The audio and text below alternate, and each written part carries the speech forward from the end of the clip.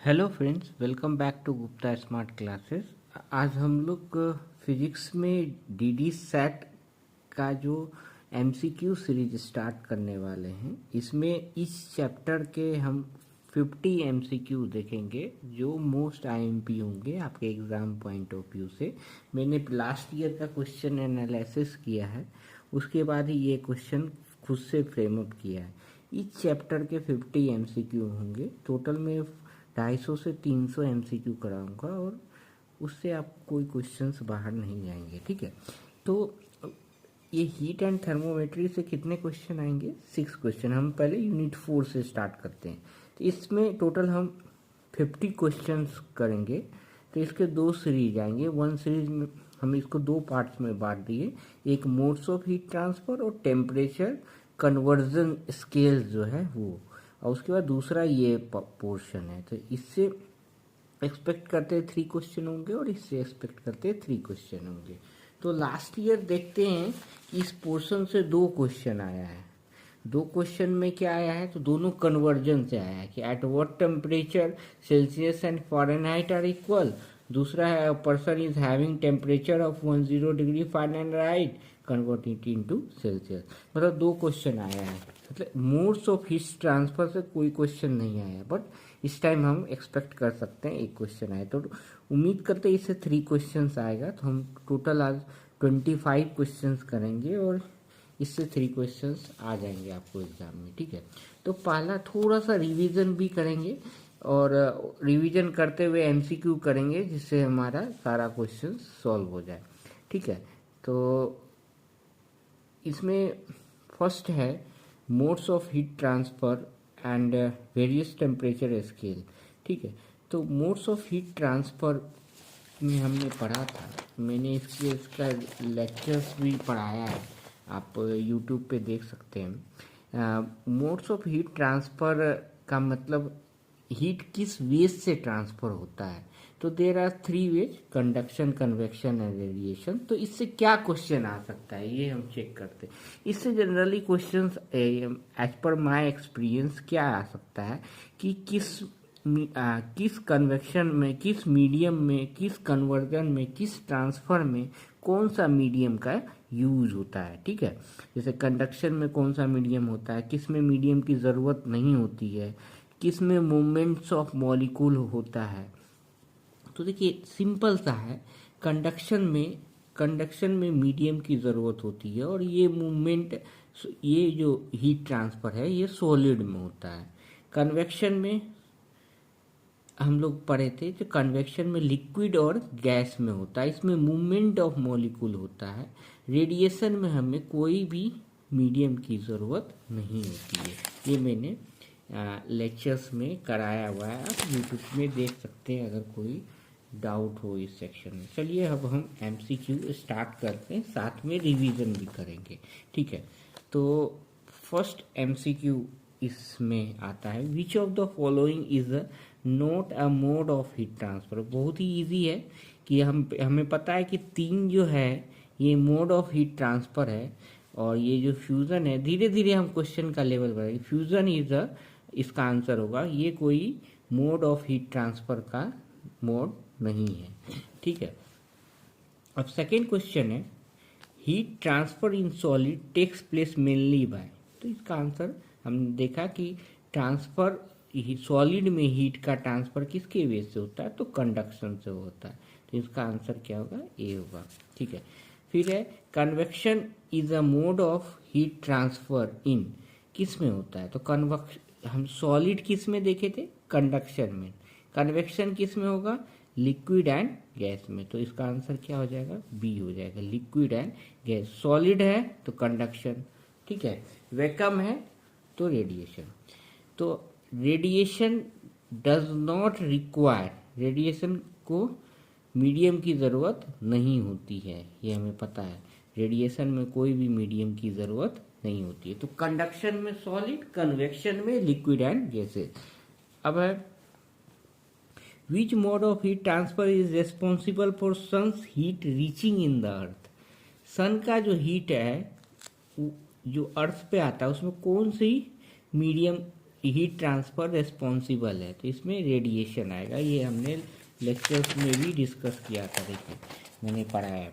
It does not require a medium to heat without direct contact between the medium. जैसे sun's का heat reaches to earth is an example of, सर्दी में हम आग सेकते हैं तो वो भी एक एग्जाम्पल किसका है, रेडिएशन का है। ये भी इम्पोर्टेंट है, ये भी आप याद कर सकते हैं कि cloudy nights are more warmer than clear sky night is an example of radiation. ज़्यादा डिटेल्स हमने लेक्चर्स में डिटेल्ड बताया, आप वहाँ रेफर कर सकते हैं। In convection heat is transferred by, ठीक है। तो कंडक्शन और कन्वेक्शन, कन्वेक्शन जैसे ही आएगा तो आप समझिएगा फ्लूइड में होगा। तो हीट कैसे ट्रांसफर होता है, जैसे तो हीट ट्रांसफर होता है मूवमेंट ऑफ फ्लूइड पार्टिकल से, या फ्री इलेक्ट्रॉन से नहीं, मूवमेंट ऑफ फ्लूइड पार्टिकल से। देखिए हमने कन्वेक्शन में बताया था, इसमें मूवमेंट ऑफ मॉलिक्यूल्स होता है, मूवमेंट ऑफ मॉलिक्यूल्स होता है। कंडक्शन में मूवमेंट ऑफ मॉलिक्यूल्स नहीं होता है। ये सब मैंने लेक्चर में समझाया था कि एसी रूम में ऑलवेज टॉप पे क्यों लगाते थे, due to convection. Heater down के पोजीशन में, हीटर हमेशा रूम में डाउन पोजीशन में रहता है। और लैंड एंड सी ब्रीजेज, ये आईएमपी कर लीजिएगा, ये कन्वेक्शन का एग्जांपल, लैंड एंड सी ब्रीजेज। तो कन्वेक्शन में क्या होता है, मूवमेंट ऑफ फ्लूइड पार्टिकल्स की वजह से मूवमेंट होता है, ठीक है। अब है which material is a best conduction of heat.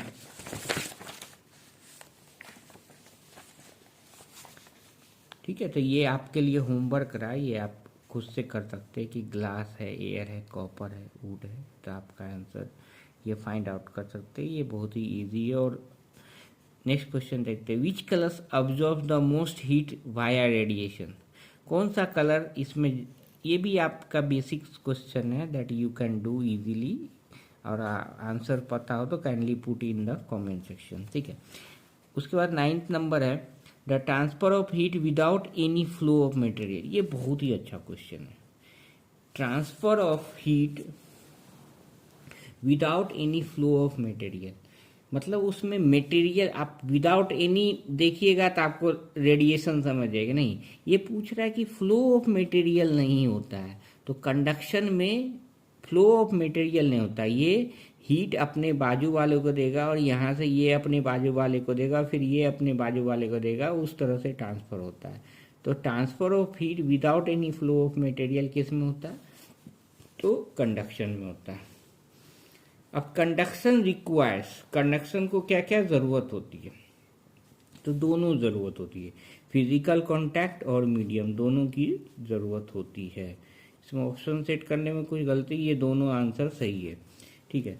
Next हम इसमें देखेंगे मोड्स ऑफ हीट ट्रांसफर से तो क्या क्या इंपॉर्टेंट बचा, ये भी हम डिस्कस कर लेते हैं। तो देखिए इंपॉर्टेंट इसमें यही बना कि कंडक्शन जो है, कंडक्शन सिर्फ सॉलिड में होगा और इसमें कोई मूवमेंट ऑफ पार्टिकल्स नहीं होता, नो मूवमेंट होता है, तो ये इंपॉर्टेंट याद रखना है। रेडिएशन, ये कन्वेक्शन में फ्लूइड में होगा, फ्लूइड में होगा और इसमें मूवमेंट ऑफ पार्टिकल होता है, तो मूवमेंट होता है, तो बस ये इंपॉर्टेंट है। और रेडिएशन नो मीडियम, तो ये आपका एक शॉर्ट नोट इस तरह से बन जाना चाहिए इस टॉपिक का, रेडिएशन में कोई मीडियम नहीं होता, और इसके एग्जाम्पल सबके नोट्स में हो जाना चाहिए।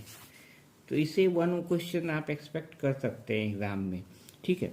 नेक्स्ट टॉपिक हम लेते हैं टेम्परेचर स्केल्स एंड कन्वर्जन, जिससे लास्ट ईयर 2 MCQ एग्जाम में आया था। तो इसमें टेम्परेचर स्केल और कन्वर्जन में हमें फॉर्मूला याद रखना है, ये भी मैंने कराया था। तो कन्वर्जन के लिए देखिए इसमें 2 चीज़ इम्पोर्टेंट है, एक तो कन्वर्जन का फॉर्मूला हमें याद रखना है और एब्सोल्यूट जीरो टेम्परेचर, थोड़ा सा ये फॉर्मूला याद रखना है, C/5 = F-32/9 और K-273.15 / 5, ठीक है। R से कोई क्वेश्चन नहीं आएगा, ये सेल्सियस, फ़ारेनहाइट और केल्विन से ही आएगा, ठीक है। इसमें एक एब्सोल्यूट जीरो टेम्परेचर क्या होता है ये समझना है हमें। देखिए स्टार्टिंग में सेल्सियस क्या होता है, निगेटिव में भी जा सकता है। तो एब्सोल्यूट जीरो टेम्परेचर का कंसेप्ट केल्विन साहब ने दिया। केल्विन ने ये बताया कि हम टेम्परेचर को निगेटिव में क्यों लें। तो उन्होंने एक ऐसा वैल्यू चूज किया जहाँ पे उससे निगेटिव पॉसिबल ही नहीं है। एक्सपेरिमेंट के थ्रू वो लेके गए थे the lowest temperature at which entire molecular motion stops is called absolute zero temperature. ठीक है, सारा मोलिकुलर मोशन स्टॉप हो जाए। टेम्परेचर मेजर इन मतलब क्या, देखिए ये जीरो से हम नीचे, इसमें देखिए इस टाइम जीरो से हम नीचे जहाँ तक गए तो ये -273.15 डिग्री सेल्सियस पे क्या हो गया, इससे निगेटिव पॉसिबिलिटी नहीं है। तो इसको केल्विन ने बोला कि ये इसको हम जीरो लेंगे, हम निगेटिव नहीं लेंगे। ठीक है, तो ऐसा भी क्वेश्चन पूछ सकता है, ये इंपॉर्टेंट क्वेश्चन कि कौन सा स्केल निगेटिव टेम्परेचर नहीं देता है, तो केल्विन। ठीक है, ये याद रखना है, कौन सा स्केल निगेटिव टेम्परेचर नहीं देता है, which scale is not given negative temperature. तो केल्विन स्केल ये इंपॉर्टेंट क्वेश्चन है। ठीक है, और ये फार्मूला याद रखना है, उससे हमें क्वेश्चन सॉल्व हो जाएगा। अब देखिए विच of the following is the freezing point of water in Fahrenheit scale. ये फ़ारेनहाइट स्केल में पूछा है। ठीक है, तो हम जानते हैं वाटर का फ्रीजिंग पॉइंट क्या होता है, 0 डिग्री सेंटीग्रेड पे क्या हो जाता है, फ्रीज हो जाता है ये। लेकिन इसमें क्या आंसर में दिया, फ़ारेनहाइट में। तो इसको कन्वर्ट करना होगा किस में, फ़ारेनहाइट में। ठीक है, तो क्या हो जाएगा आंसर, तो सिंपल देखिए 0 डिग्री सेंटीग्रेड को फॉर्मूला क्या होता है, C/5 equal to F-32 divided by 9। 4 बार बोलना है, याद हो जाएगा। C/5 equal to F-32 divided by 9। अब C की वैल्यू हम 0 पुट करेंगे, क्योंकि 0 पे क्या हो जाता है, फ्रीजिंग पॉइंट ऑफ वाटर है। तो 0/5 इक्वल टू F-32 बाई 9। ठीक है, तो ये क्या आ जाएगा, 0 आ जाएगा। तो F या 9 इससे मल्टीप्लाई होगा तो 0 हो जाएगा।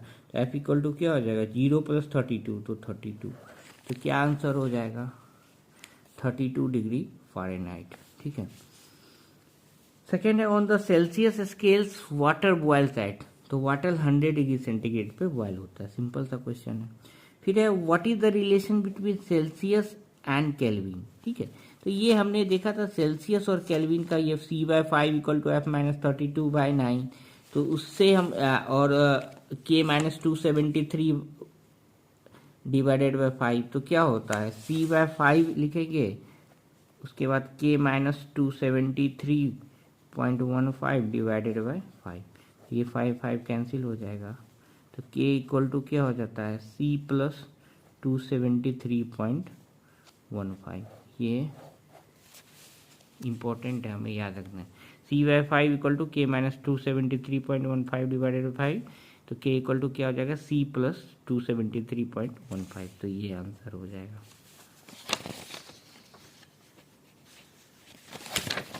नेक्स्ट क्वेश्चन देखते हैं। What is Kelvin equivalent to 0 degree centigrade.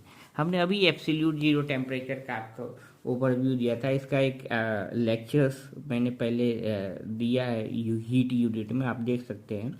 What is the kelvin, मतलब केल्विन ने क्या बताया था कि 0 डिग्री सेंटीग्रेड इक्वल टू 273.15। उसने बोला था कि हम निगेटिव में टेम्परेचर मेजर नहीं करेंगे। तो कहाँ तक गए थे, -273.15 इक्वल टू 0 केल्विन। तो यहाँ पूछ रहा 0 डिग्री सेंटीग्रेड, तो प्लस कर देंगे तो 0 डिग्री सेंटीग्रेड इक्वल टू क्या हो जाएगा, 273.15 kelvin.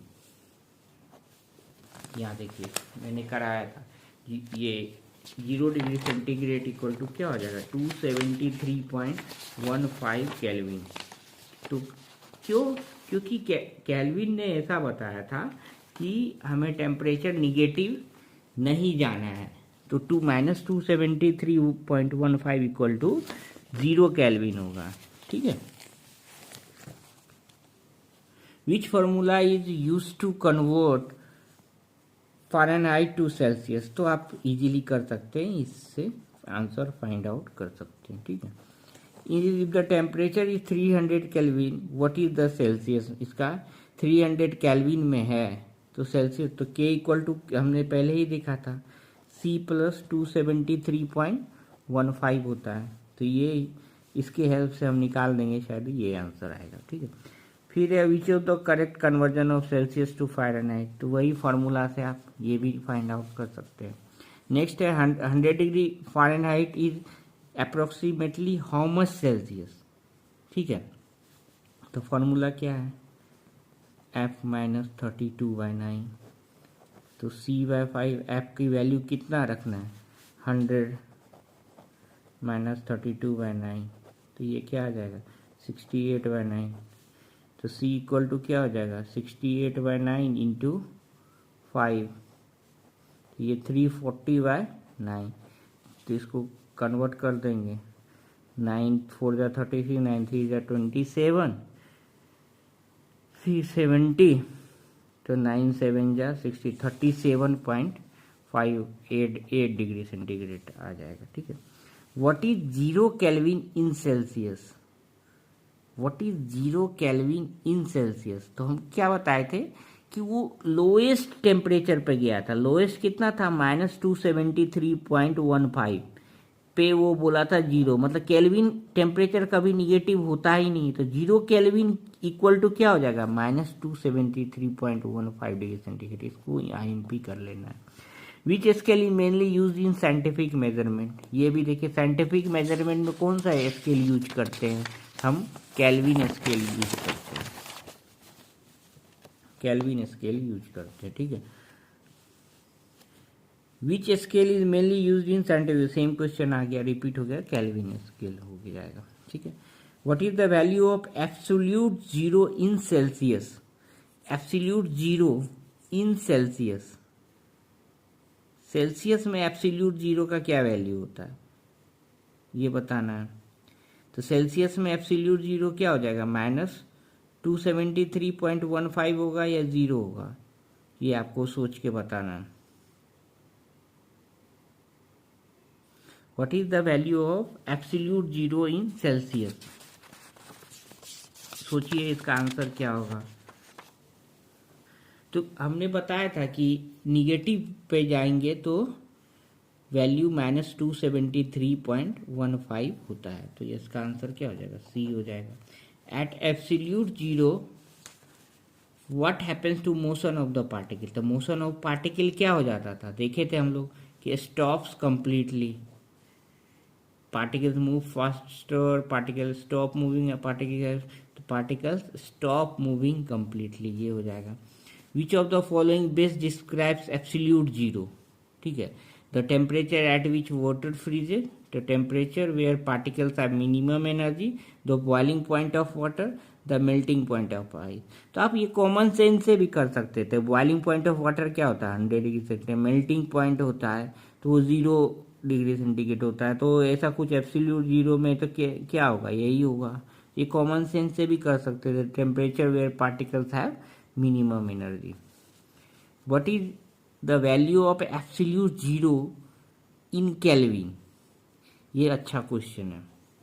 What is the value of absolute zero in Kelvin, Kelvin में एब्सोल्यूट जीरो का क्या वैल्यू होता है, 0 केल्विन, 0 केल्विन, -273.15 वो सेल्सियस में होता है, ये इक्वल टू क्या हो जाता है 0 केल्विन, ये चीज याद रखना है।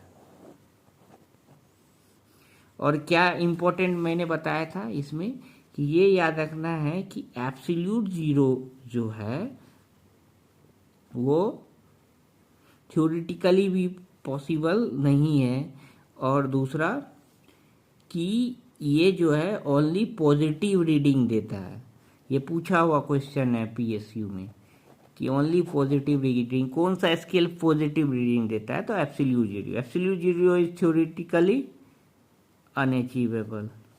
होपफुली ये 25 क्वेश्चन का सीरीज, अब देखिए हम अच्छा लगा, और ये 2 क्वेश्चन कितना इजी है जो लास्ट ईयर DD सेट में आया था, हम इजीली कर सकते हैं, ठीक है। तो अब बाकी 2 टॉपिक जो हीट का है उसके हम 25 क्वेश्चंस करेंगे। तो आपको जो एग्ज़ाम में ये जो 6 क्वेश्चंस आता है डेफिनेटली सॉल्व हो जाएगा, इसमें से 5 क्वेश्चन तो इससे बाहर नहीं आएगा। ठीक है, कोई भी डाउट हो तो आप कमेंट सेक्शन में लिखिए। आपको ये सेशन पसंद आया हो तो kindly appreciate it so that we can frame up new question series also. और कोई स्पेशल टॉपिक पे क्वेश्चंस चाहते हैं, एमसीक्यू चाहते हैं तो kindly put it in the comment section. Thank you.